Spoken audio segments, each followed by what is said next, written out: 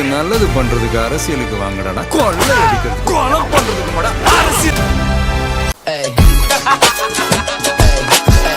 You ain't stopping me. Step aside, motherfucker. I said.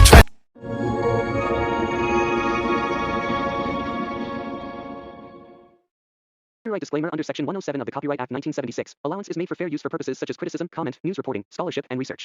Fair use is a use permitted by copyright statute that might otherwise be infringing. Non-profit, educational, or personal use tips the balance in favor of fair use. Hi hello மக்களே, எல்லாருக்குமே வணக்கம் மக்களே.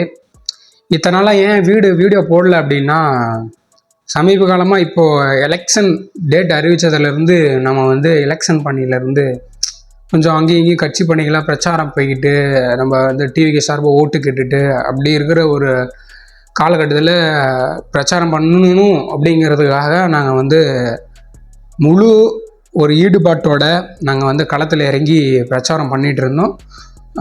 அப்படியே இருக்கிற ஒரு சூழ்நிலையில் இப்போது 23/4/2026 அன்றைக்கு பெரும் தாக்கத்தை ஏற்படுத்தியுள்ளார் தளபதி விஜய் அவர்கள்.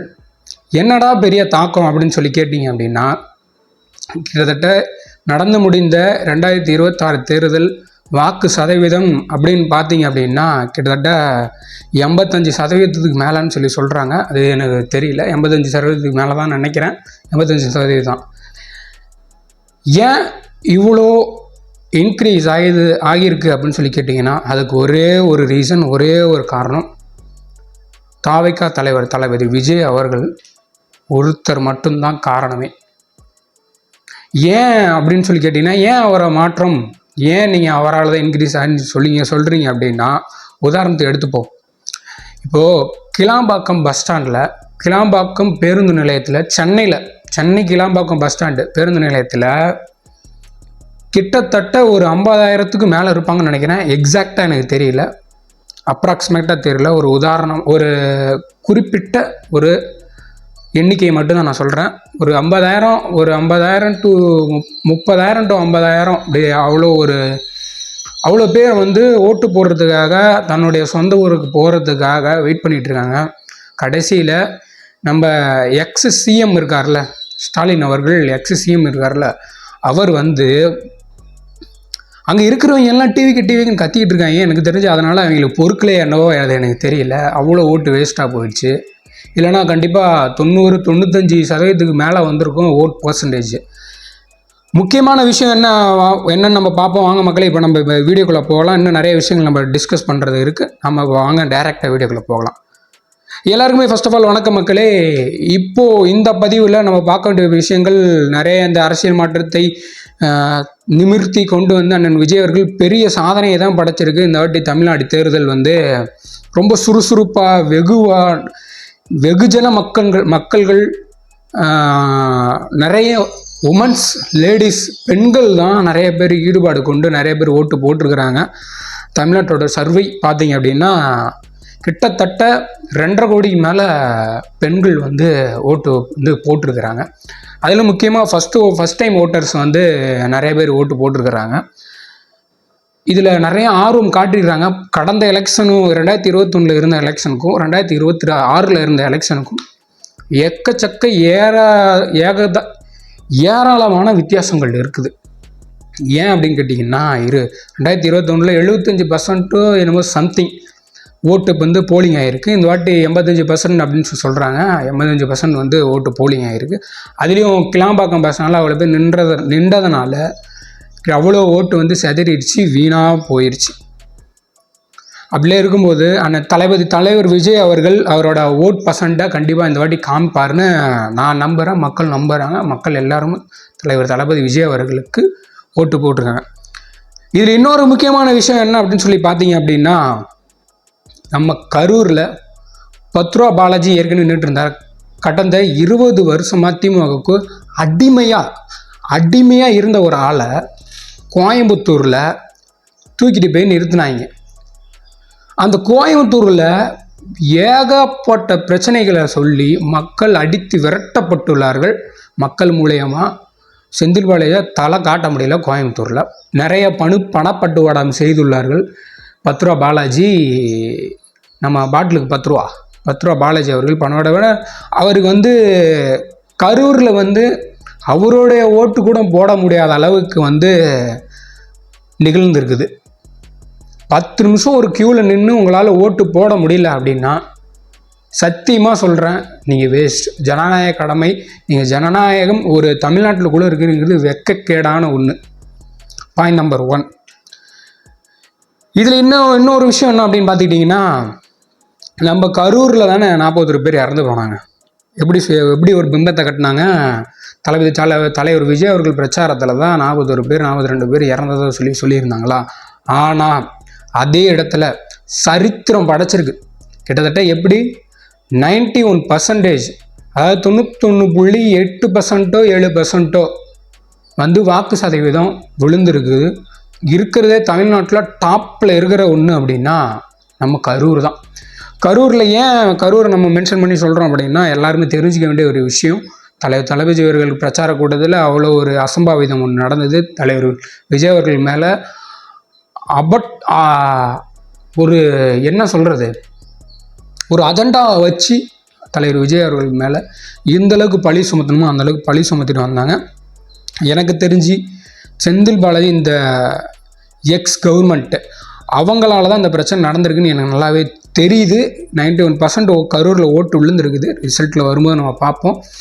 தளபதி விஜய் அவர்களால் தான் எனக்கு தெரிஞ்சு இந்த ஒரு மாற்றம் நிகழ்ந்திருக்குது. ஏன்னா ஃபாரின்லேருந்து வெளிநாடுலேருந்து கிட்டத்தட்ட நிறைய பேர் லட்சக்கணக்கில் 3 லட்சம் 4 லட்சம் டிக்கெட் போட்டு செலவு பண்ணி தலைவர் விஜய் அவர்களுக்காக ஒரு ஓட்டை போடுறதுக்காக ஜனநாயக கடமையை செய்கிறதுக்காக நிறைய பேர் வந்திருந்தாங்க. இதில் இன்னொரு விஷயம், ஒரு ரொம்ப கேவலமான ஒரு விஷயம் ஒன்று நடந்திருக்குது. என்ன அப்படின்னா, சென்னையில் நம்ம கட்சியை சார்ந்த ஒரு தலைவர் வேட்பாளர் கேண்டிடேட் வந்து, அவர் பேர் எனக்கு சரியாக தெரியல, நான் ஃபோட்டோ காமிக்கிறேன் பார்த்துக்கோங்க. என்ன அப்படின்னு பார்த்தீங்கன்னா, நம்ம சேகர் பாபு இருக்கலவர் ரவுடிசம் சேகர் பாபு அந்த என்ன பண்ணியிருக்கிறாரு அப்படின்னா, கூட்டுத்தொழில் உன்னை வந்து கொன்றுவேன் சதைச்சிருவேன் அப்படி இப்படின்னு சொல்லி அவரை மிரட்டி அவரை பயத்துக்கு உள்ளாக்கி அங்கே இருக்க கட்சி நிர்வாகிகளை பயம்படுத்தி என்னென்னலாம் பண்ணணுமோ இந்த எக்ஸ் கவர்மெண்ட் ஆட்சி அந்தளவுக்கு மோசமாக பண்ணிகிட்டு இருக்குது. விடிவு காலம் பிறந்துருச்சு என்னை பொறுத்த வரைக்கும். இன்னும் ஒரு 10 நாள் தானே இருக்குது. 10 நாள் கூட இல்லை. ரிசல்ட் 4ஆம் தேதி வரப்போகுது. அன்றைக்கி தெரிஞ்சிடும் யாரோட கவர்மெண்ட் வரப்போகுது அப்படின்னு சொல்லி தெரிஞ்சிடும். இன்னொரு அசம்பாவிதம் என்ன அப்படின்னு பார்த்துக்கிட்டீங்க அப்படின்னா, இப்போது நம்ம ராவுதரன் ஒரு ஸ்பீச் ஒன்று கொடுத்துருந்தாரு, ஒரு யூடியூப் சேனலில் ஒரு ஸ்பீச் ஒன்று கொடுத்துருந்தாரு. என்ன அப்படின்னா, சிறுபான்மையர் மக்கள் வந்து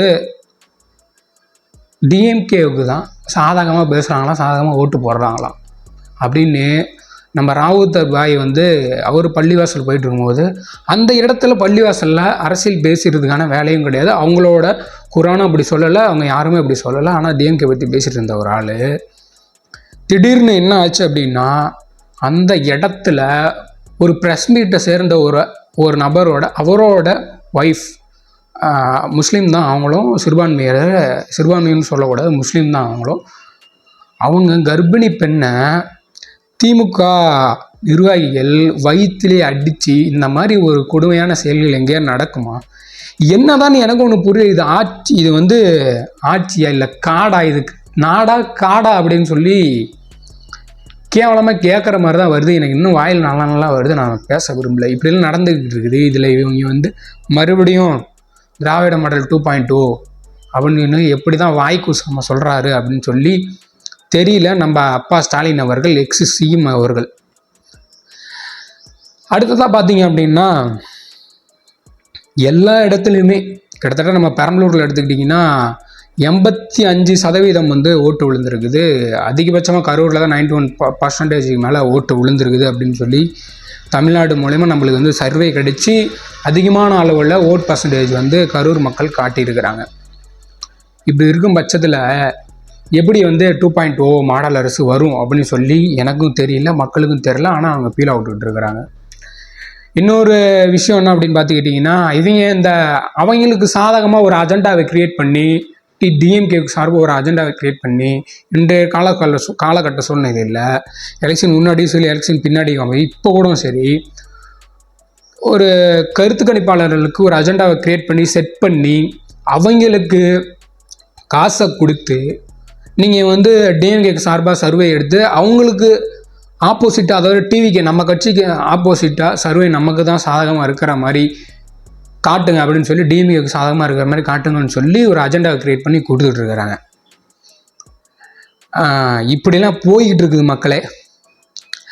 இப்படி இருக்கிற சூழ்நிலையில் நம்ம இன்னொரு விஷயத்துக்கு ஒன்று வருவோம். நான் கூட செலிப்ரிட்டிஸ் எல்லாருமே, ஆக்ட்ரஸ் எல்லாருமே ஒரு வேளை வந்து விலை போயிடுவாங்களோ அப்படின்னு நினச்சேன். சத்தியமாக அப்படி இல்லை. அது வந்து சில தற்குறிகள், காசுக்கு அடிமைப்பட்ட ஒரு சில ஆளுகளை தான். அதாவது நம்ம உதாரணத்தை எடுத்துக்கிட்டோம்னா வச்சுக்கோங்களேன், சத்யராஜ் அவர்களும், சத்யராஜ் பொண்ணு வடிவேலு, இன்னும் ஒரு 2-3 பேர் இருக்கிறாங்க, எக்ஸட்ரா சொல்லிட்டு போகலாம். ஆனால் நம்ம விஜய் அவர்கள், விஜயவர்ணன் சொன்ன மாதிரி காலங்காத்தால் எல்லாரும் குளிச்சுட்டு கிளம்பிட்டு அவங்கவுங்க அந்த ட்ரெஸ்ஸை போட்டுட்டு, ஒயிட் அண்ட் பெய்ஜ் கலர் ட்ரெஸ்ஸை போட்டுட்டு, நல்லா உங்களுக்கு பிடிச்ச சாமியை கும்பிட்டுட்டு எல்லோரும் போய் ஒரு பூத்தில் போய் நம்ம விசில் சின்னத்துக்கு ஒரு அழுத்துக்குன்னு சொன்ன மாதிரி எல்லாருமே, ஆக்டர் விக்ரம் சாராக இருக்கட்டும், ஆக்டர் அஜித் சார் வந்து காலையிலே 6:55 ஓட்டு போட கிளம்பி வந்துட்டார். டக்குன்னு போட்டு போயிட்டார். Vikram sir, Ajith sir, Suriya sir, Jyothika ma'am, Arun Vijay family, அவங்க எல்லாம் மேக்ஸிமம் 2-3 பேர் அருண் விஜய் சார் ஃபேமிலியில் மேட்சிங் பேஜ்களில் போட்டாங்க. சிவராஜ் சார், த்ரிஷா மேம், எல்லாருமே ஏகப்பட்ட பேர் வந்து அண்ணன் விஜய் அவர்கள், சிம்ரன் மேம், அண்ணன் விஜய் அவர்களுக்கு ஏகப்பட்ட ஒரு சினிமா துறையிலிருந்து ஏகப்பட்ட பேர் வந்து அண்ணன் விஜய் அவர்களுக்கு ஆதரவு அளிச்சிருக்காங்க. முக்கியமாக சொல்லணும்னா அண்ணன் ஜெய் அவர்களுக்கு மிக்க நன்றி. அண்ணன் VTV கணேஷ் அவர்கள், அண்ணன் விஜய் அவர்களோட நண்பர் அவர்கள், எல்லாருக்குமே என்னோட மனமார்ந்த நன்றி. விஜய் அண்ணன் அவர்களுக்கு நீங்கள் சப்போர்ட் கொடுத்து பிரச்சாரத்துக்கு போய் அண்ணன் விஜய் அவர்களுக்கு சாதகமாக பேசி எடுத்து சொன்ன வரைக்கும் எங்களுக்கு கட்சி சார்பாக ஒரு தொண்டனா நான் வந்து நன்றியை சொல்லிக்கிறேன். அடுத்ததாக பார்த்துட்டோம் அப்படின்னா நிறைய விஷயங்கள் நடந்திருக்குது. 2026 தேர்தலில் மிகப்பெரிய ஒரு மாற்றத்தை தளபதி விஜய் அவர்கள் ஏற்படுத்த போகிறாரு, ஏற்படுத்திட்டார்.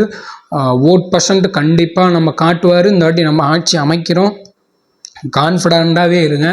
கண்டிப்பாக நம்ம ஜெயிப்போம். நம்ம சிஎம் கேண்டிடேட்டாக அண்ணன் விஜய் அவர்களை நம்ம அமர்த்துகிறோம். நன்றி மக்களே, நன்றி. நம்ம சேனலை ஃபர்தராக நீங்கள் ஃபாலோ பண்ணீங்க அப்படின்னா நிறைய விஷயங்கள், நிறைய அரசியல் உண்மை சார்ந்த விஷயங்கள், நம்ம தாவையா சார்பாக நடக்கக்கூடிய விஷயங்கள், எந்த ஒரு புரோகமாக நடந்தாலும் அதை நம்ம எடுத்து தெளிவாக மக்களுக்கு அறியாமை அகற்றப்பட வேண்டும் அப்படிங்கிறத ஒரு விஷயமாக தான் எண்ணத்தில் கருத்து கொண்டு தான் நம்ம இந்த வீடியோ பதிவெல்லாம் நம்ம போட்டுவிடுவோம். சத்தியமாக பணத்துக்காக கிடையவே கிடையாது. நான் விஜய் அவர்கள் ஒரு முகத்துக்காக மட்டுமே அவரோட முகத்துக்காக மட்டுமே நம்ம வந்து வீடியோ போட்டு பேசிக்கிட்டு இருக்கோம். முடிஞ்சவர் உங்களால் நல்ல விஷயமா, நாகரிகமாக, நல்ல முறையில் கமெண்ட் பண்ணிட்டு போங்க. பிடிச்சிருந்தால் லைக் பண்ணுங்கள், சப்ஸ்கிரைப் பண்ணுங்கள், ஷேர் பண்ணுங்கள். முக்கியமாக கான்ஃபிடண்ட்டாக இருங்க, நல்லதே நடக்கும். வெற்றி நிச்சயம் நம்ம பக்கம்தான். நம்ம ஆட்சி தான் 2026 களம் அடைய போது நம்ம தான் உட்கார போகிறோம். நன்றி மக்கள்.